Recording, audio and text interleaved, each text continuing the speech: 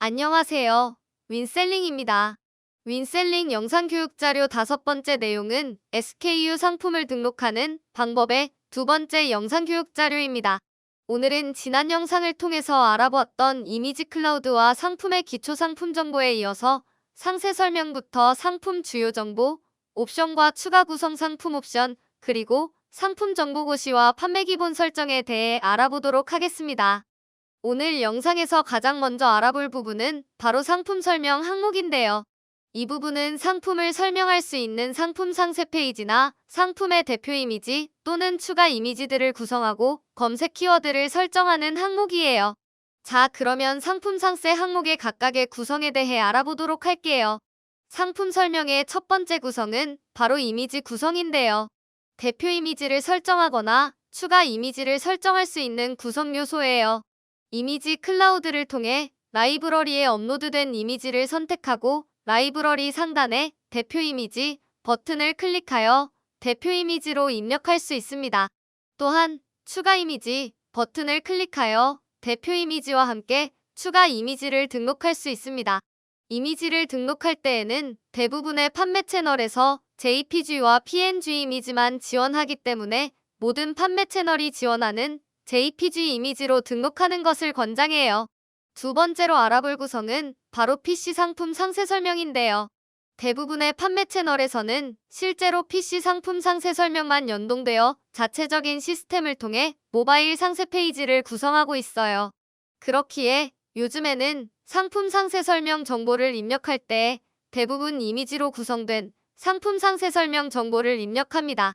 상품 상세 설명 부분에서는 직접 입력을 통해 네이버에서 제공하는 스마트 에디터로 상품 상세 페이지를 작성할 수 있어요.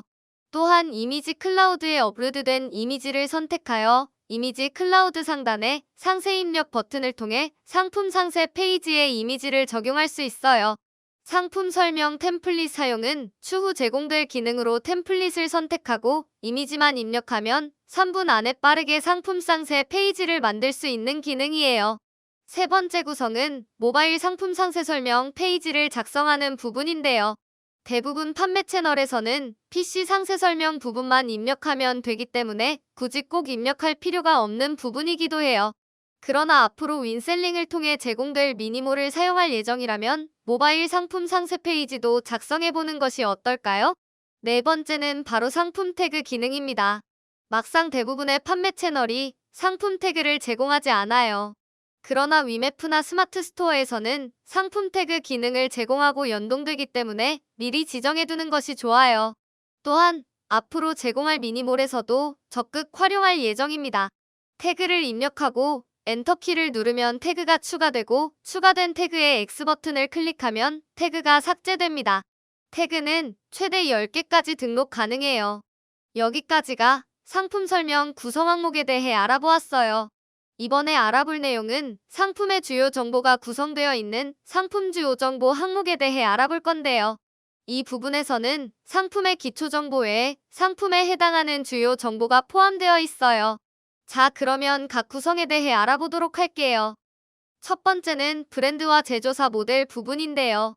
미리 설정해둔 브랜드 제조사 모델 템플릿을 통해 입력할 수 있기도 하고 직접 입력할 수도 있어요. 템플릿을 사용할 경우 브랜드 제조사 모델 템플릿 사용 버튼을 클릭하고 템플릿 명을 검색하여 조회된 목록에서 선택하여 입력할 수 있는데요. 이렇게 템플릿을 선택하면 템플릿에 저장된 모델명과 브랜드, 제조사, AS 연락처와 AS 안내사항 그리고 제조사 홈페이지 정보가 자동으로 입력돼요.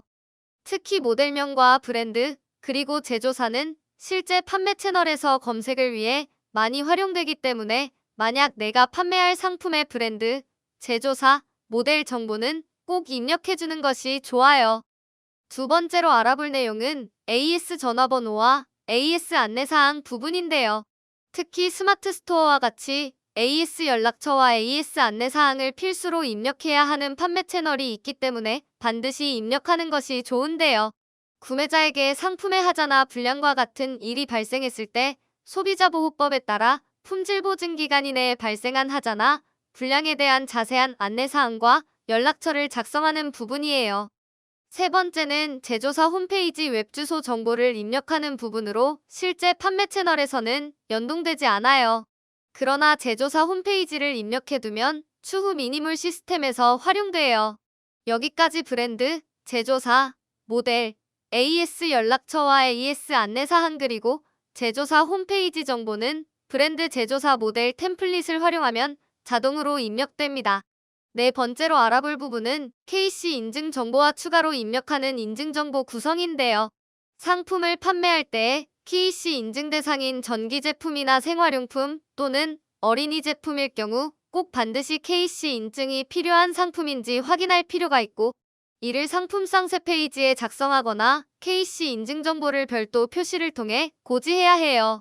만약에 KC 인증이 필요한 상품을 인증 없이 판매할 경우 3년 이하의 징역이나 3천만 원 이하의 벌금이 부과될 수 있어요.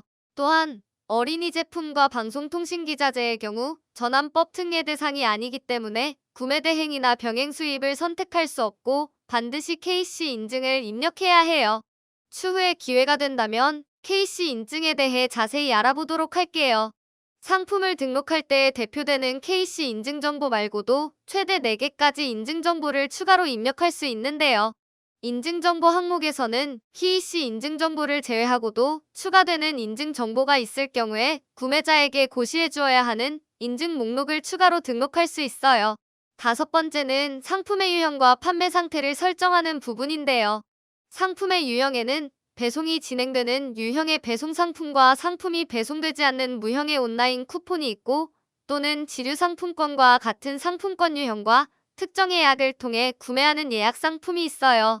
그리고 판매 상태는 현재 등록할 상품의 상태로 판매 중은 현재 상품이 판매 중인 것이고 판매 대기는 상품을 등록하고 판매 중으로 변경되기 전 단계이며 판매 중지는 이 상품이 판매할 수 없는 상태를 의미하고 품절은 상품이 판매 중이지만 재고가 없는 상태를 이야기해요. 판매 종료는 이제 상품의 재고가 더 이상 입고되지 않아 단종된 것을 이야기하고 삭제는 삭제될 예정의 상품을 이야기합니다. 여섯 번째는 연령 제한과 부가세를 설정하는 부분인데요. 연령 제한은 전연령과 15세 이상 구매 가능, 그리고 19세 이상 구매 가능으로 나누어 설정할 수 있는데요. 성인 상품의 경우 반드시 19세 이상 구매 가능으로 설정해야 합니다.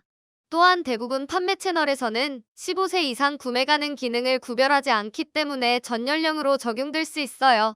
부가세 부분은 이 상품이 부가세가 발생하는 상품인지 또는 면세 상품인지 아니면 영세 상품인지 체크하는 부분인데요.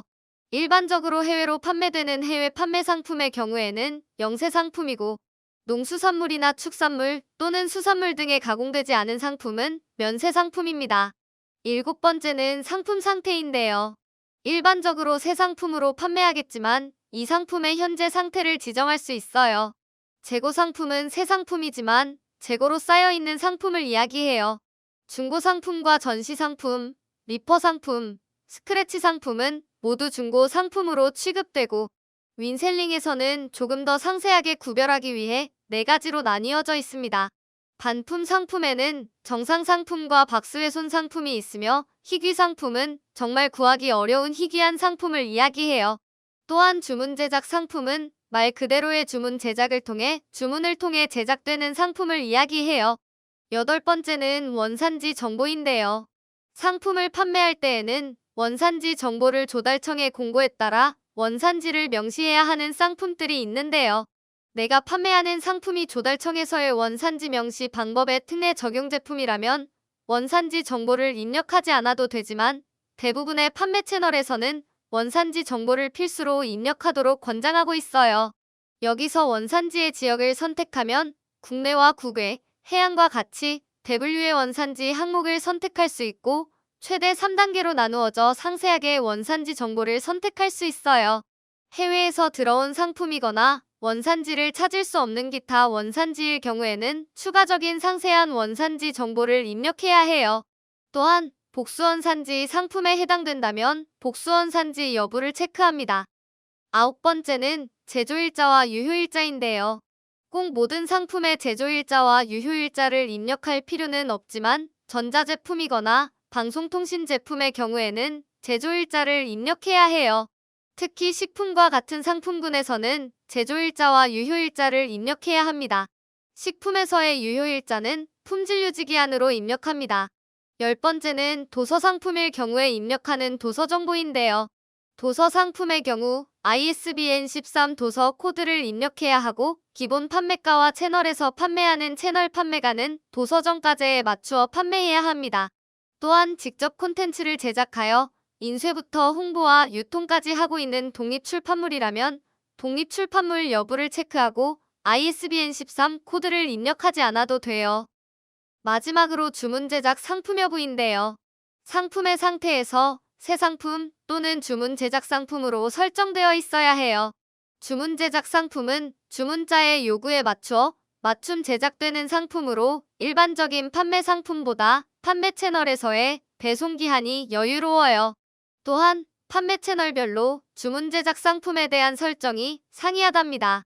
그렇기에 주문 제작 상품으로 설정해 놓더라도 판매 채널 상품을 등록할 때 상품 속성의 주문 제작 상품인지 정확하게 체크되어 있어야 한답니다. 여기까지 상품 주요 정보에 대해 알아보았습니다. 이번 영상을 통해서 상품 설명과 상품 주요 정보에 대해 알아보았는데요. 처음 영상을 만들기 시작할 때에는 2개의 영상으로 나누어 제공하려고 했으나 영상의 길이가 많이 길어서 3개의 영상으로 나누어 제공될 것 같아요. 다음 영상에서는 옵션과 추가 구성 상품 옵션, 상품 정보 시 판매 기본 설정에 대해 알아보도록 하겠습니다. 항상 판매자 여러분들과 함께 윈윈하는 그날까지 항상 노력하겠습니다. 감사합니다.